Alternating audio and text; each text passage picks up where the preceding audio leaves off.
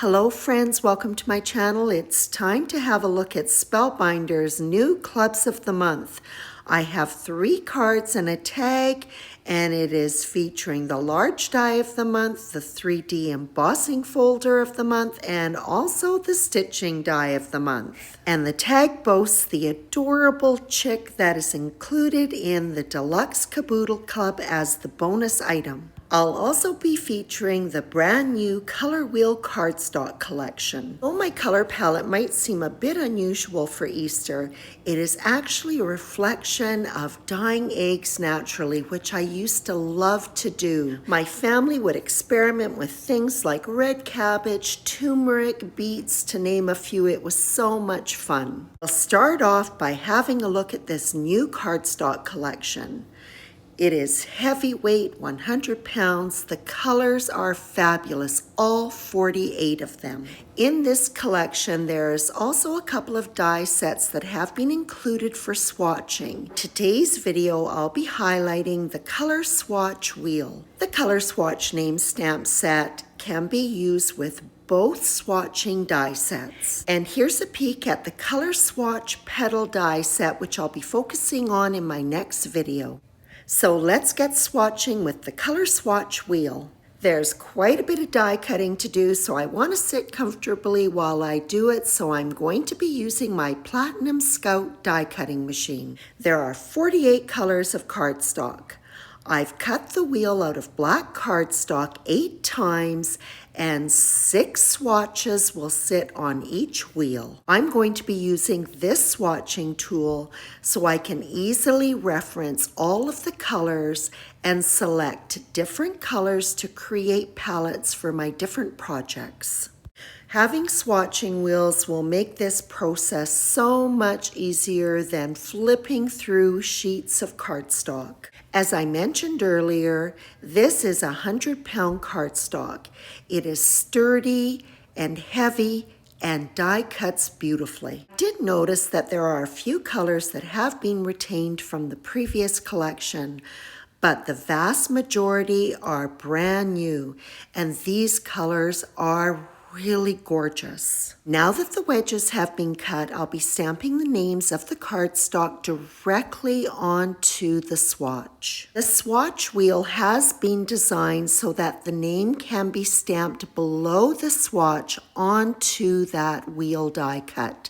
But I've cut my wheels from black cardstock, so that's not going to work for me.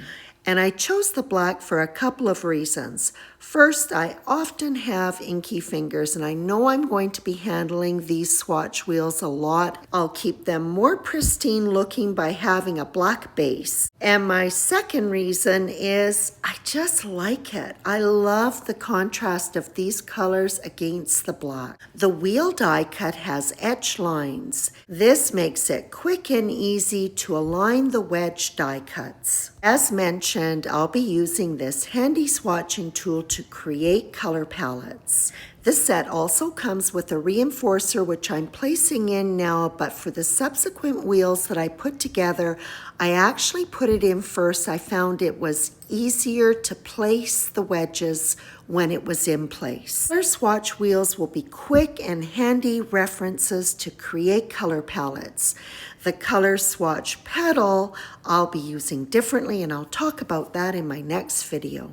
So for this color palette that was inspired by naturally dyed eggs, I've chosen 4 colors of cardstock from the new collection: Oceanside, Tuscany, Spicy, and Anchor. Our previous collection, I'll be using light pink and lunar gray. I'm starting off with the large die of the month. This will provide the elements for all of the cards. Dancin Hoppy Bunnies Everywhere is an adorable Easter die set, and I'm starting off by putting this cute little Easter bunny together. I've already adhered the little nose on the back of his nose die cut.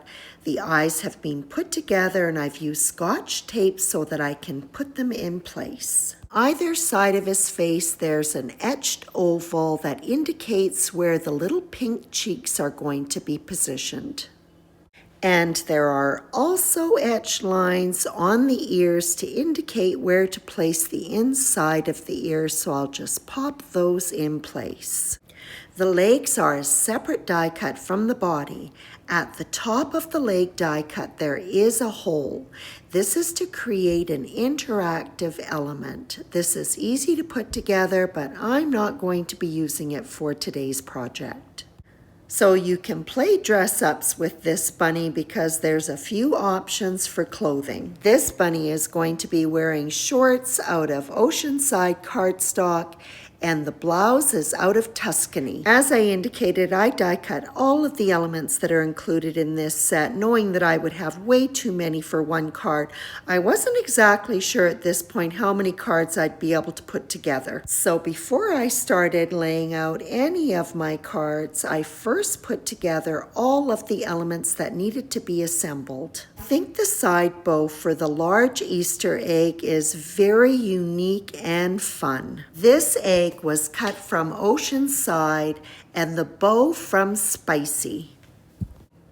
The paint cans and paintbrushes were cut 3 times so that I could represent 3 of the colors from the palette on them. When assembling the paint can, the label goes on prior to putting on the dripping paint at the top. And I don't know if you can see it, but there is an etched line to indicate where to place the label.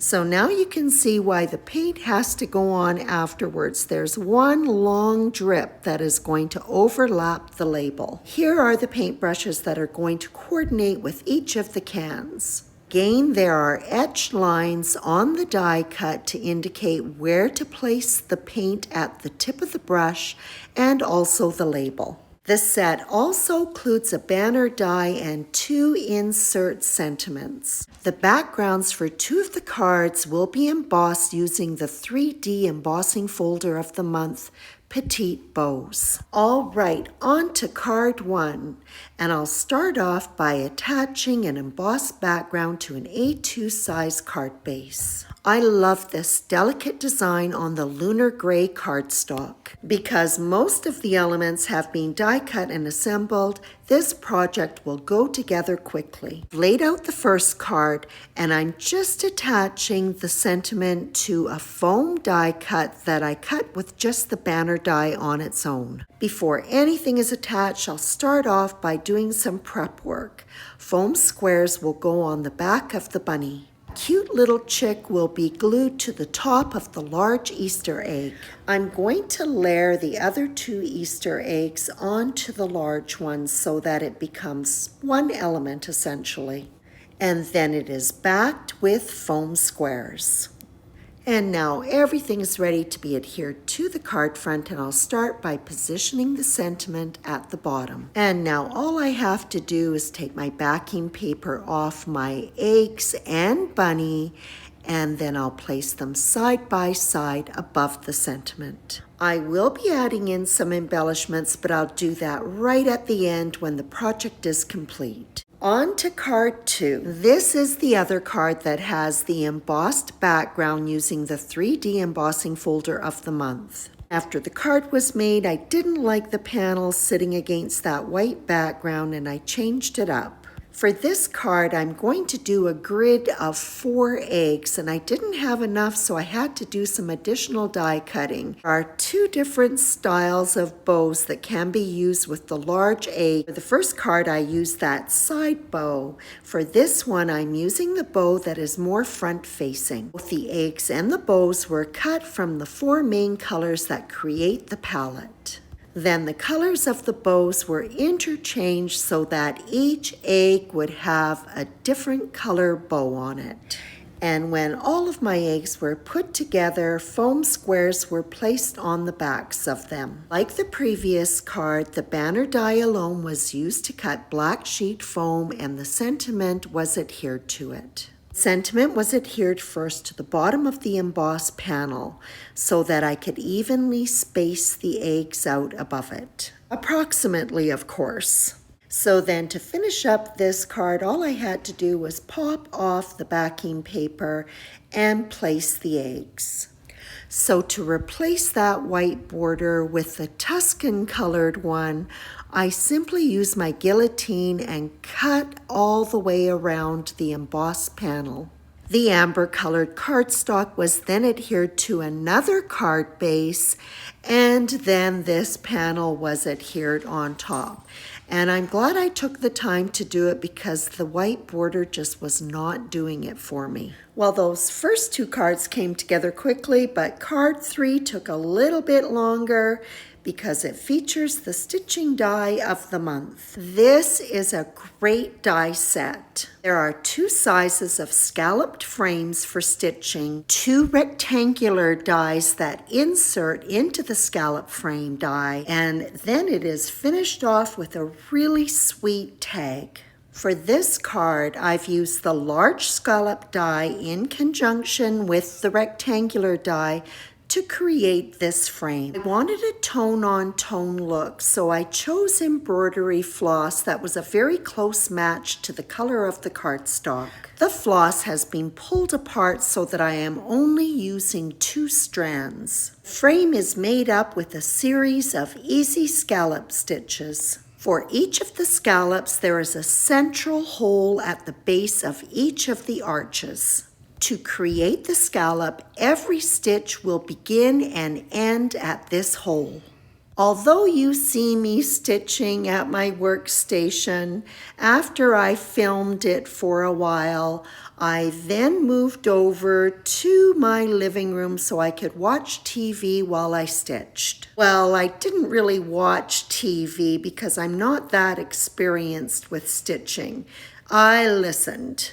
After the stitching was complete, then I applied Tombow adhesive to the back of the frame, making sure that I was getting good coverage along all of the stitches and particularly paying attention to the end and starting point of my stitching. The frame was then set aside until the adhesive was completely dry. When dry, it turns from opaque to translucent. It is tacky and repositionable. I love using this adhesive for stitched projects because it holds all of the threads in place, and when it is adhered to cardstock, it will lie flat. While I was at it, I also stitched the tag and applied adhesive to it for my final project. And you can see I'm making sure that I'm getting adhesive on that ending thread so it can't unravel. The drying time of the adhesive depends on how thickly it is applied. Because I want the stitched areas to lie flat, I apply a good amount of adhesive. And now that it's dry, I am adhering the frame to a frame die cut of black sheet foam. When this adhesive is in its dry state, it is repositionable, so you can see I'm able to peel it up and get it aligned. Like everything in this project, the background is out of lunar gray cardstock. And for this card, I'm adhering just a plain panel to a black A2 size card base. Now that the stitching is safely secured to the foam die cut, I'll go back to my regular adhesive, apply it to the back of the frame, and center the frame onto the card front. Before I begin my layout, I'm first going to create an egg grouping that is going to be the focal point of the card. I've attached some dripping paint to the large Easter egg, and then I'll adhere the small Easter eggs together, layering one on top of the other. This little grouping will be finished off with a paintbrush and paint can, and then foam squares are placed on the back. This is going to sit in the top half of the card with the handle of the paintbrush overlapping the frame. 2 smaller groupings are created with the paintbrush, paint cans, and the coordinating color of the Easter eggs. And all of the elements that are sitting inside the frame are going to have the same dimension as the frame by using foam squares to adhere them. A small foam square is placed on either end of the banner sentiment so that it can sit over top of the handles of the paintbrush. And I'm using a little bit of adhesive in the center to hold it in place. And this cute scene is finished up with some die cuts of drips of paint. We'll wind up this project with a cute tag featuring the bonus item that was included in the Deluxe Caboodle kit. The tag die included in the stitching die of the month was used to cut lunar cardstock twice. The stitching was completed at the same time that I stitched the frame, and I also applied Tombow glue and let it dry completely. Tag is symmetrical, so I was able to press the two tags together back to back. Continuing with the same color palette, the chick was cut from Tuscany cardstock and the little legs and beak from Spicy. The etch lines make it easy to adhere the cheeks, beak, and the little chest detail. The die cut of the legs are adhered to the back of the chick. I also adhered one of the small Easter eggs that was cut from Oceanside cardstock to one of the wings, and the sentiment was adhered to the top of the tag. The chick was adhered to the tag with foam squares. Easy peasy. For a nice full fringe, I've looped the embroidery thread 3 times. It'll be secured by being looped through itself. So the threads have been doubled and it's thick, so I'm using a craft pick to push it through the hole. When the thread ends have been pulled through the loop, it is pulled nice and snug, and then I'll use my shears to trim it off. The projects are lined up and I have selected 4 different kinds of Nouveau Crystal drops and Nouveau Vintage drops that reflect the color palette to add some embellishments to everything. I love this part. It was fun decorating the eggs, adding some details to the blouse and to the background using vintage bohemian teal, silver lining ripened pumpkin, and also some English mustard. And that wraps up this project with an unusual color palette inspired by naturally dyed eggs. Absolutely love the spring theme of Spellbinders' February Clubs of the Month. And I also love the opportunity to work with their new Colorwheel Cardstock collection. I hope you enjoyed this video, and if you did, like and subscribe. As always, I appreciate your visit.